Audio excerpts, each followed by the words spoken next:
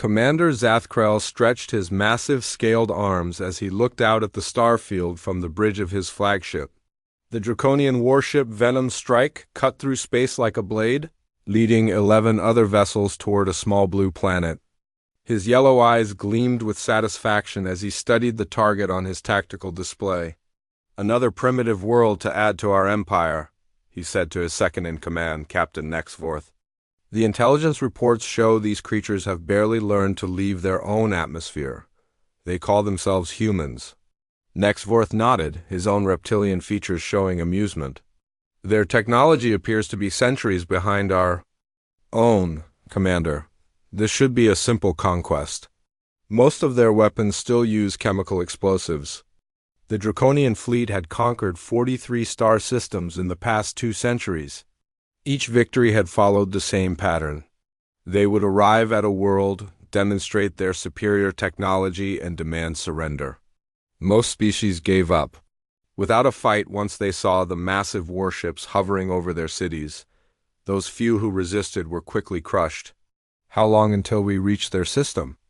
Zathkrel asked. 6 hours, Commander."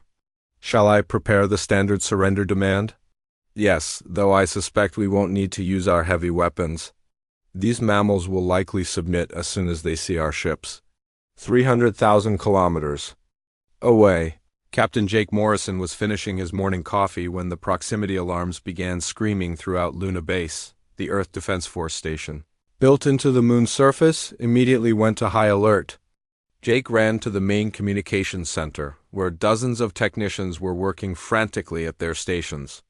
"What do we have?" Jake asked Lieutenant Carol Price, his communications officer. 12 large objects just dropped out of hyperspace. "At the edge of our system," she replied, her fingers flying over her control panel. "They're not broadcasting any identification signals, but they're definitely artificial. The size readings are incredible, sir.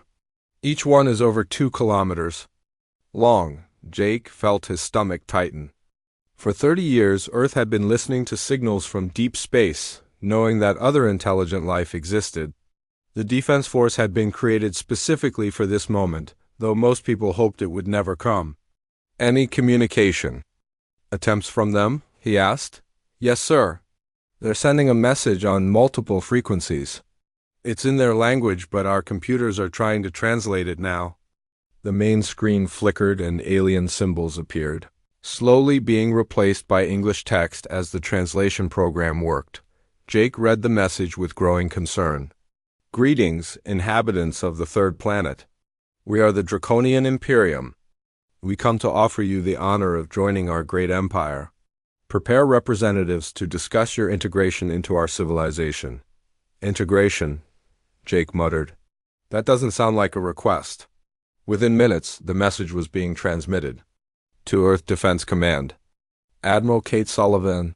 The tough 50-year-old woman who had spent her career preparing for this scenario read the alien communication with experienced eyes. "Get me a direct line to the President," she ordered from her command center deep beneath the Rocky Mountains. "And activate Protocol 7. All units are to report to their assigned positions immediately." Across the Earth, hidden installations began powering up. Military bases that appeared abandoned suddenly came alive with activity. Satellites that had been drifting silently in space for decades started charging their weapon systems. The Luna Base, officially listed as a research facility, revealed its true purpose as massive gun batteries emerged from concealed positions. The Draconian fleet moved slowly toward Earth, their sensors scanning the planet and its surrounding space. What they saw confirmed their intelligence reports. The humans had some satellites and a small space station orbiting their world, but nothing that looked like a serious military threat. "Commander, we're receiving a response from the planet." Nextforth reported. Admiral Sullivan's face appeared on the main screen of the Venom Strike. She looked calm and professional, though Jake could see the tension in her eyes from his position at Luna Base. "I am Admiral Sullivan of the Earth Defense Force," she said. "We appreciate your contact, but we must respectfully decline your offer. Earth is an independent world, and we intend to remain so." Zathkrel laughed, a sound like rocks grinding together. "These primitives think they can refuse us." "How amusing," He activated the communication channel. Admiral Sullivan, I am Commander Zathkrell of the Draconian Imperium. You do not understand your situation. We have conquered 43 worlds. None have been able to resist our power. You have 48 hours to reconsider your position and surrender. If you refuse, we will begin orbital bombardment of your major cities. The transmission ended, leaving the bridge of the Venom strike in satisfied silence. The Draconians had used this same tactic hundreds of times. Show overwhelming force, give a short deadline, and watch the enemy collapse. But Jake Morrison, watching from Luna Base, saw something the aliens had missed. While they had been talking, Earth's defense grid had been quietly activating. Stealth. Ships were moving into position in the asteroid belt. Weapon platforms hidden in the outer planets were coming online. The humans had been preparing for this moment for decades. Admiral, Jake said into his communicator, all deep space units report ready. Operation Mousetrap is fully activated. On his screen, Jake could see the Draconian fleet moving confidently toward Earth. Their sensors focused on the planet itself.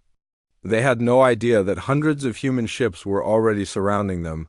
Invisible to their detection systems, Admiral Sullivan smiled grimly. 48 hours, she said to her staff. That gives us plenty of time to show them what humans are really capable of. The Draconians thought they were hunting sheep. They were about to discover they had walked into a den of wolves. Dr. Amy Chun sat in the secure communication room deep inside the Colorado facility, her hands trembling slightly as she prepared to make contact with an alien intelligence. As Earth's leading expert in xenobiology and communication, she had spent 15 years studying the fragments of alien transmissions that Earth had intercepted from deep space. Now she would finally speak to beings from another world. Are you ready, Doctor? Admiral Sullivan asked through the intercom. As ready as anyone can be for this, Amy replied, adjusting her headset. I've programmed our translation system with everything we know about their language patterns. It should give us basic communication ability. The screen flickered and the reptilian face of a Draconian appeared. This was not Commander Zathkrell, but a smaller alien with different markings on his scales. His eyes were cold and calculating as he studied Amy.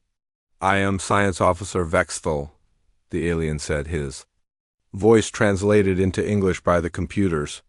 You are the human who wishes to discuss terms? I am Dr. Amy Chen, she replied carefully. I hope we can find a peaceful solution to this situation. Perhaps we can learn from each other. Vexthal made a sound that might have been laughter. Learn from you? We have conquered species across 43 star systems. Each one thought they were special, that they had something to offer us. They were wrong. Amy felt a chill run down her spine, but she pressed on. What happened to those species? Are they still alive? Most of them, Vexthal said with casual indifference. The ones that surrendered quickly were allowed to serve us. Those that resisted were eliminated. It is simple choice. And if we refuse to surrender? Then you will join the extinct species. Your cities will burn from orbit. Your population will be reduced to a manageable level. The survivors will serve the Imperium. Amy tried to hide her horror. Surely there's another way. We could offer trade, share knowledge, work together. We do not trade with our property, Vexthal said. You have primitive technology and nothing we need. Your only value is as laborers.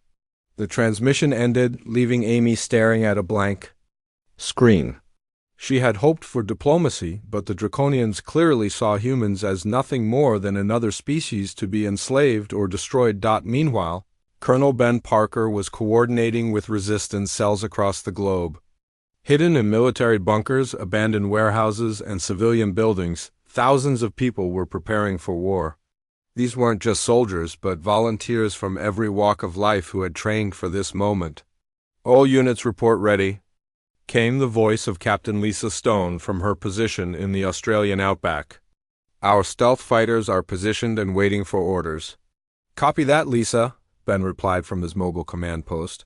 Remember, we let them make the first move. They need to believe we're helpless until the moment we strike. Similar reports? came in from across the world. The Draconians were monitoring human communications, but they were only seeing what Earth wanted them to see.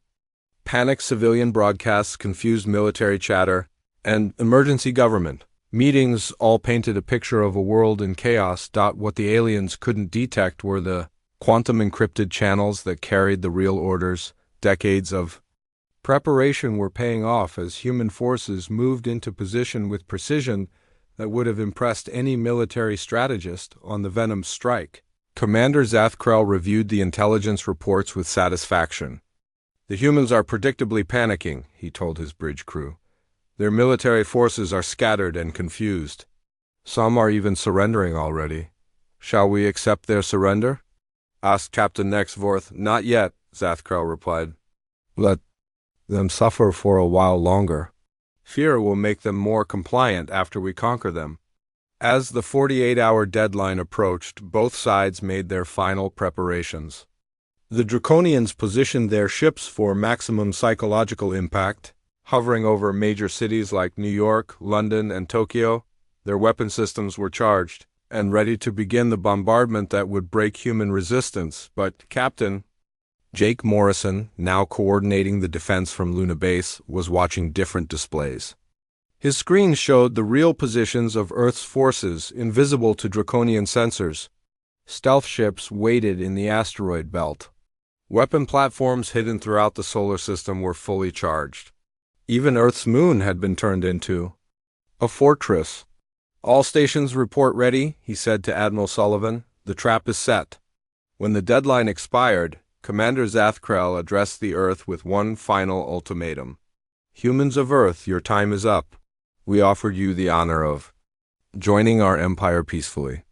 Since you have refused, we will now demonstrate the consequences of defying the Draconian Imperium." The first target was an old military base in Nevada. The Draconians had chosen it because their scans showed it was heavily defended, with bunkers and weapon emplacements. A perfect target to show their superior firepower. The massive alien warship descended toward the base, its main guns charging with energy that could level a city. The humans below should have been scrambling in panic, preparing for their destruction. Instead, Zathkrell watched in confusion as the base appeared to empty itself. Vehicles were leaving the area in an orderly retreat. There was no panic, no desperate defense, just a calm, organized withdrawal.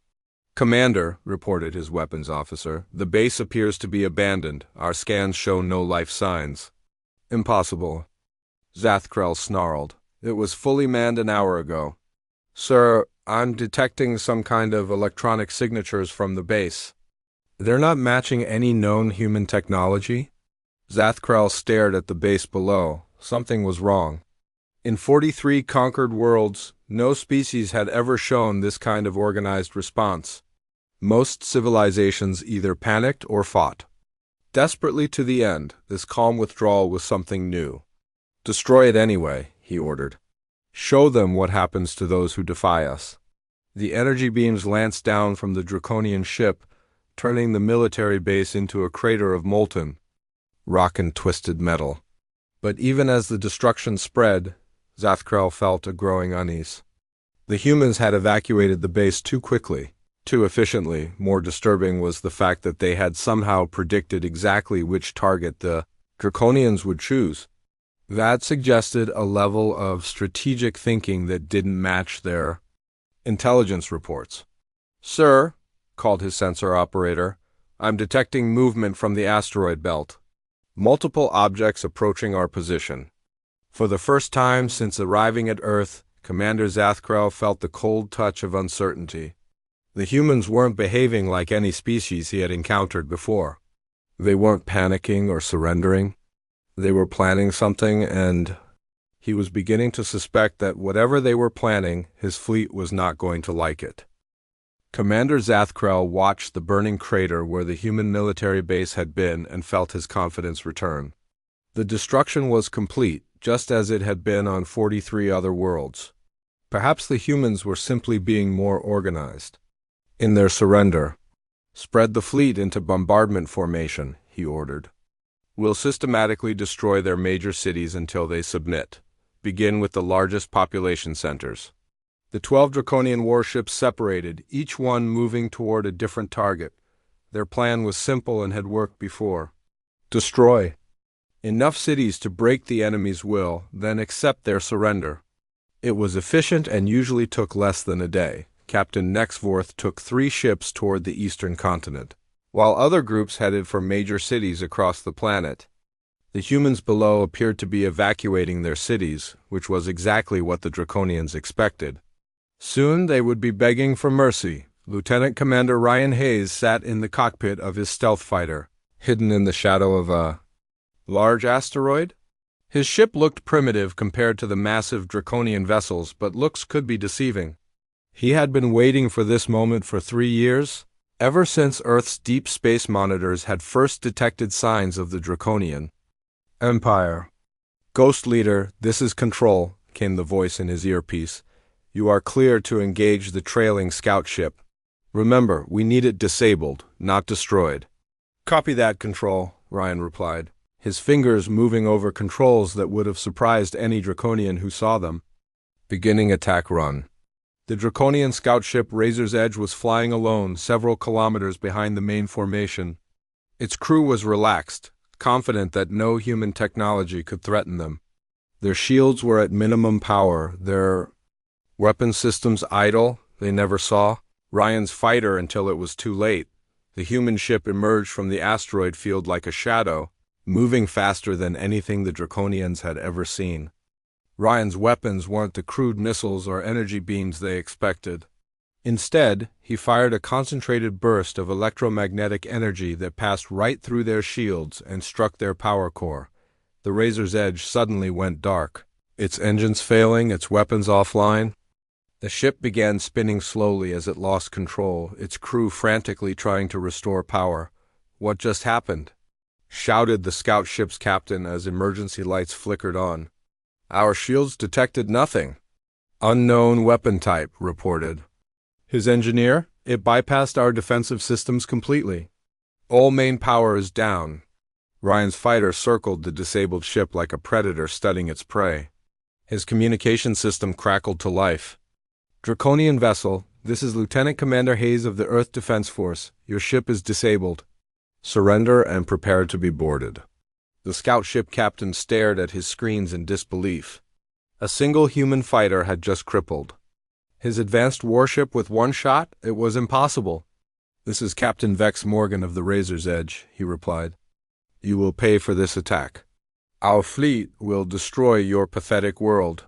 "Your fleet has bigger problems than one disabled ship," Ryan said calmly. "You might want to check your tactical displays." Across the solar system, the Draconian fleet was discovering that their prey was fighting back. 3 more ships reported sudden attacks from unknown vessels. Energy beams were firing from the moon itself, forcing the aliens to raise their shields and take evasive action. "Commander," Zathkrell received the reports with growing alarm. "How many human ships are out there?" "Unknown, sir," replied his sensor. "Operator, they're using some kind of stealth technology. We can't detect them until they attack." "Impossible. Our intelligence showed they barely had any space-capable vessels." "Sir, the Claw of Fury is reporting heavy damage. They were hit by multiple ships attacking from different directions." On the main screen, Zathkrell watched one of his cruisers limping away from Earth's moon, its hull scarred by weapons fire. The mighty Draconian warship that had terrorized dozens of worlds was running from human defenders. "Captain," Lisa Stone smiled grimly as she watched the alien ship retreat. Her squadron of 6 stealth fighters had hit the Draconian cruiser from 3 sides simultaneously, their coordinated attack overwhelming the enemy's defenses. "Nice work, people," she said to her pilots. "Now fade back into the asteroid field. We'll let them wonder where we went." Lisa had learned her tactics from studying Earth's military history, particularly the guerrilla warfare techniques that had been used by smaller forces against larger enemies.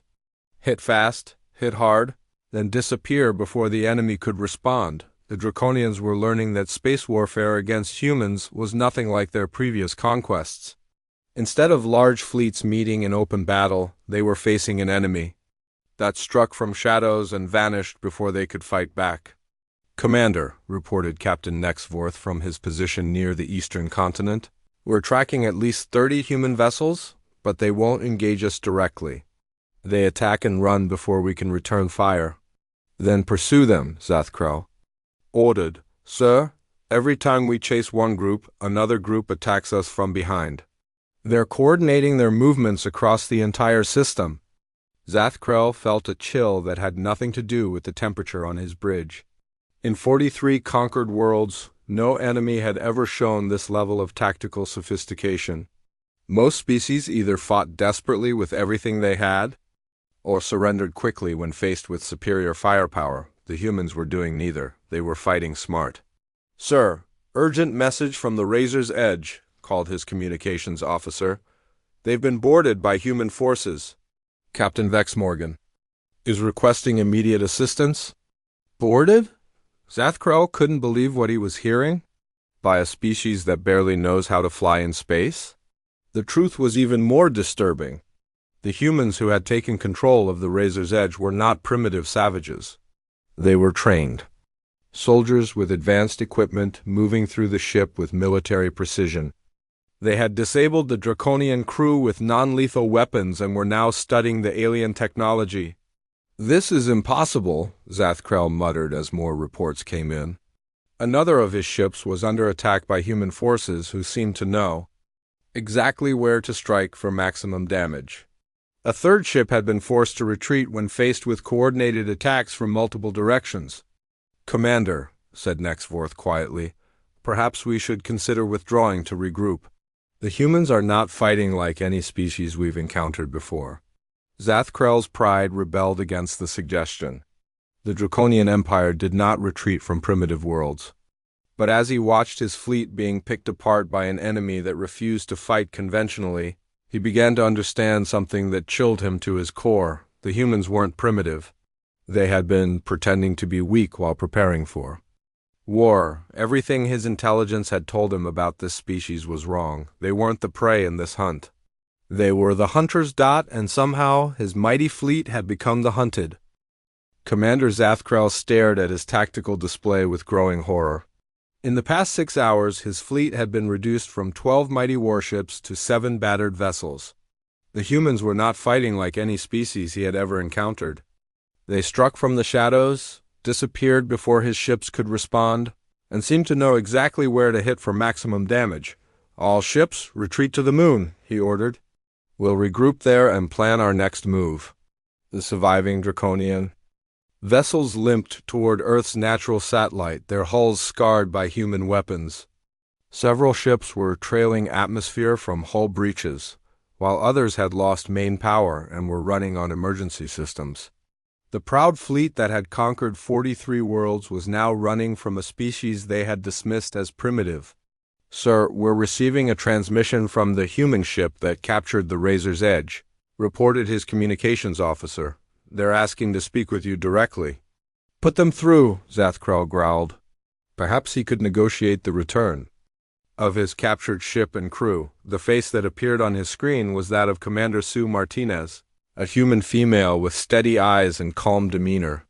She was standing on the bridge of the captured Draconian ship, surrounded by human soldiers who looked completely at ease with the alien technology. Commander Zathkrel, she said in perfect Draconian, not using the translation system.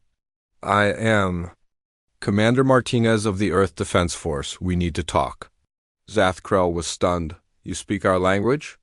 We've been listening to your communications for 30 years, Sue replied calmly. We know about your empire, your tactics, your weaknesses.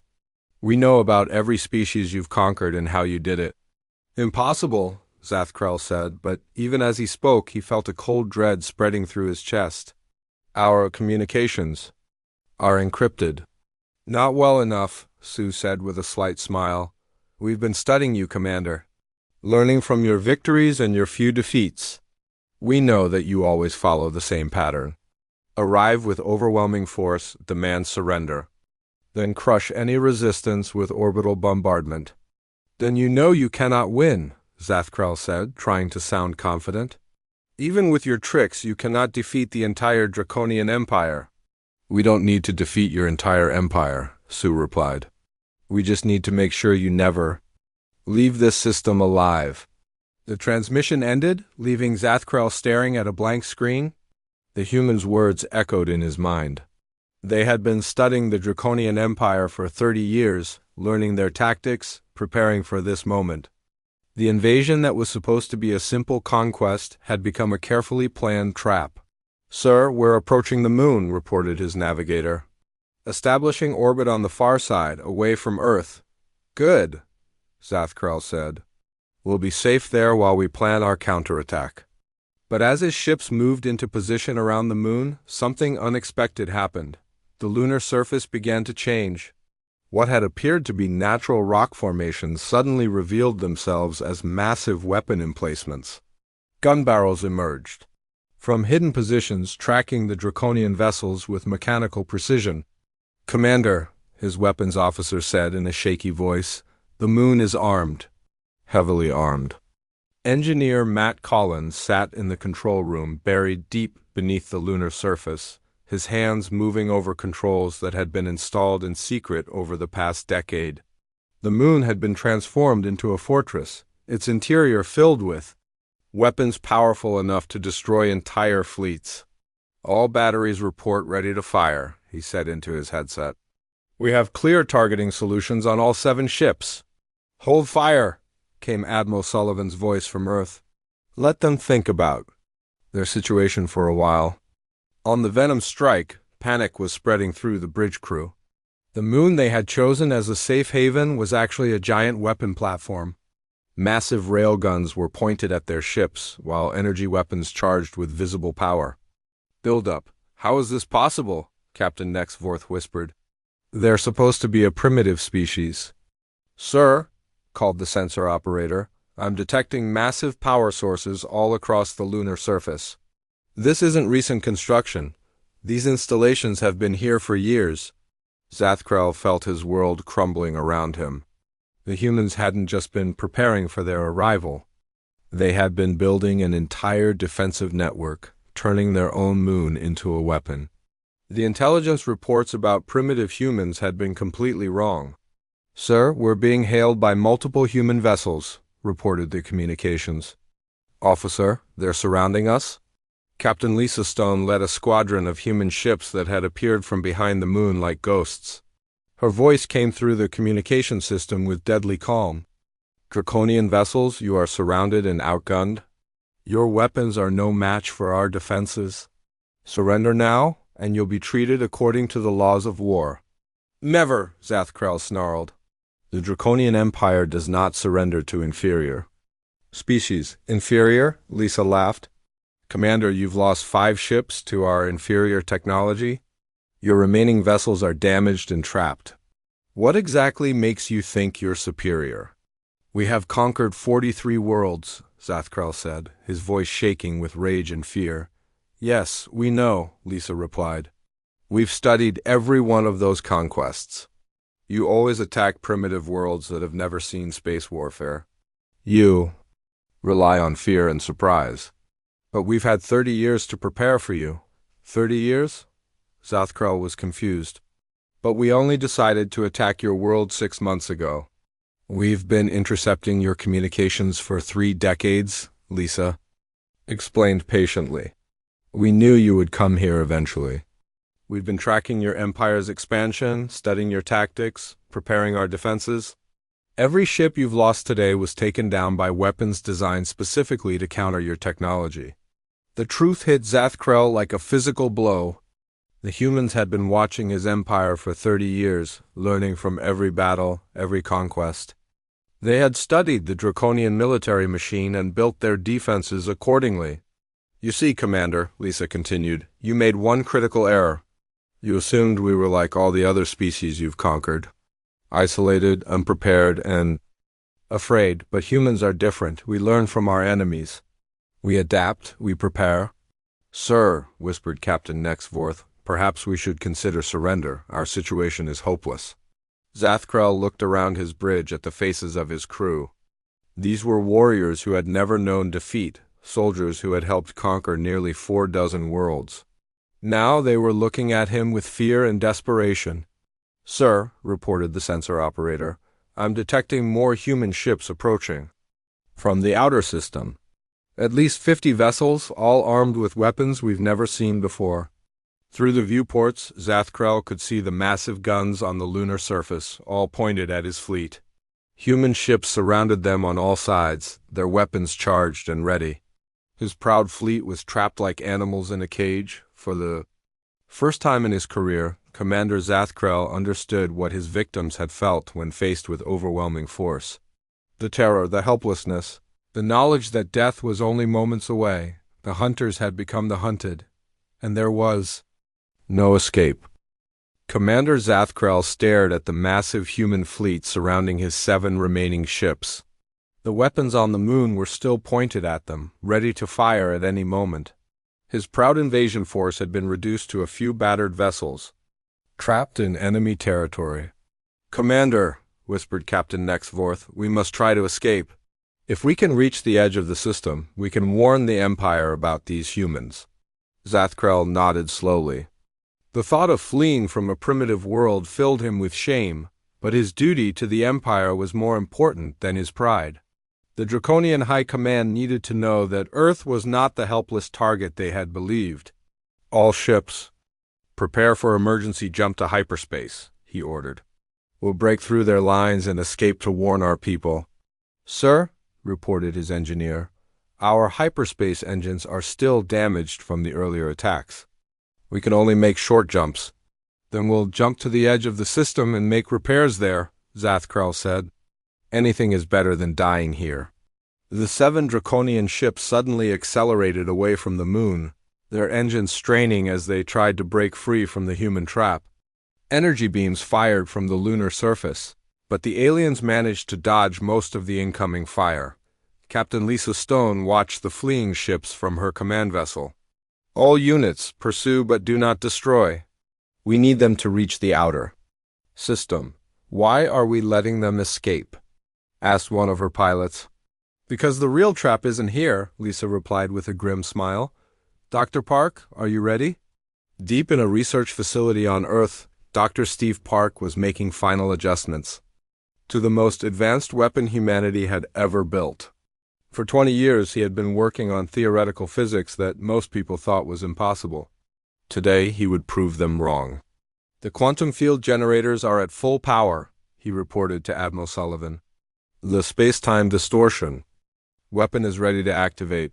What exactly will happen to them?" Admiral Sullivan asked.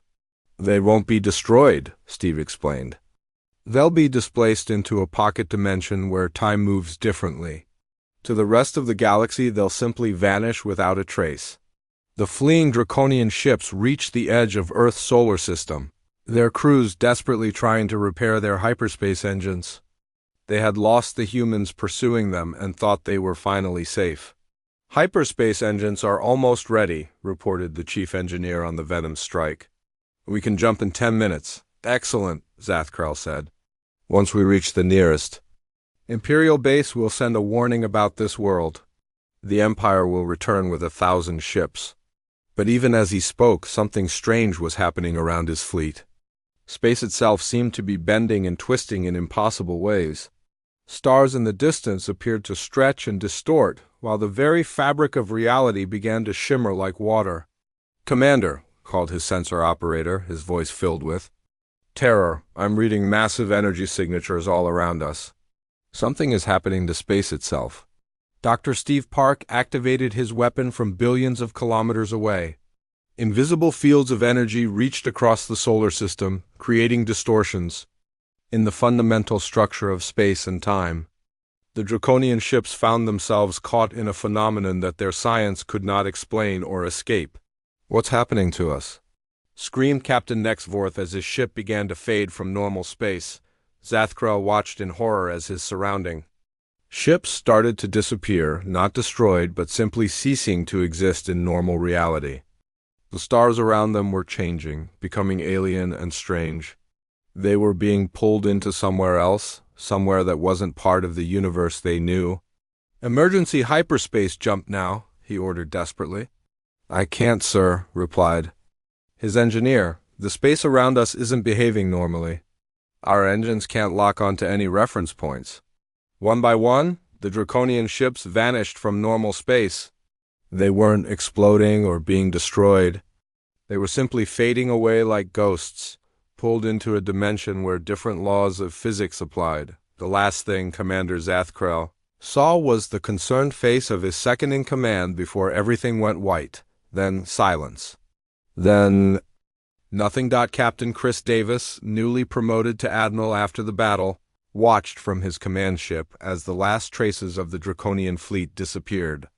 There had been no explosions, no debris, no evidence that 12 warships had ever existed. Confirm.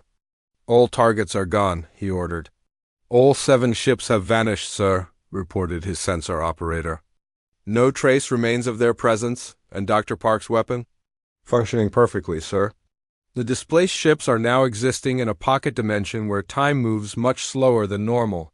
From their perspective, only minutes will pass while years go by in our reality. Chris nodded with satisfaction. The Draconians weren't dead, but they were effectively removed from the universe. Any other alien civilization that investigated would find no evidence of what had happened to the invasion fleet. 6 months later, Intelligence Officer Jill Thompson sat in her office monitoring communications from across the galaxy. The intercepted messages painted an interesting picture of how other civilizations were reacting to the mysterious disappearance of the Draconian fleet.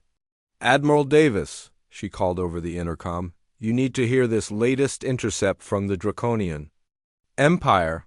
Chris entered her office and listened as an alien voice spoke through the translation system. All Imperial fleets are forbidden from approaching the Sol system, the message said. The fate of Commander Zathkrell's expedition remains unknown. Long-range scans show no debris or battle damage. The 12 ships simply vanished near the 3rd planet. Until we understand what happened, the Sol system is classified as a dead zone. A dead zone, Chris repeated with amusement. I like that. Jill switched to another channel. It gets better, sir. Listen to this message from the Centauri Republic. A different alien voice filled the room. Trade vessels are advised to avoid the Sol system. The species inhabiting the 3rd planet appears to have capabilities beyond our understanding. The complete disappearance of a Draconian invasion fleet suggests they possess weapons we cannot comprehend. Sir, Jill continued, similar warnings are being broadcast by at least 6 different civilizations. Word is spreading that Earth is not a world to be challenged. Chris smiled as he looked out at the stars. Earth had won more than a military victory. They had created a reputation that would protect them for years to come. Other civilizations would think twice before threatening a world that could make an entire fleet vanish without a trace. Any word from our displaced Draconians? He asked. Dr. Park checks on them regularly, Jill replied. They're alive and well in their pocket dimension. From our perspective, they've been gone for 6 months. From their perspective, only a few hours have passed. Good, Chris said. Maybe someday we'll bring them back and have a proper conversation about peace. But for now, let them think about what happens to empires that try to conquer Earth. As Chris left the office, he reflected on humanity's first contact with alien civilization. It hadn't gone as anyone expected, but it had ended exactly as it should. Earth was safe, and the galaxy now knew that humans were not the helpless primitives they appeared to be. The hunters from the stars had learned the hard way that sometimes the prey fights back, and sometimes the prey wins.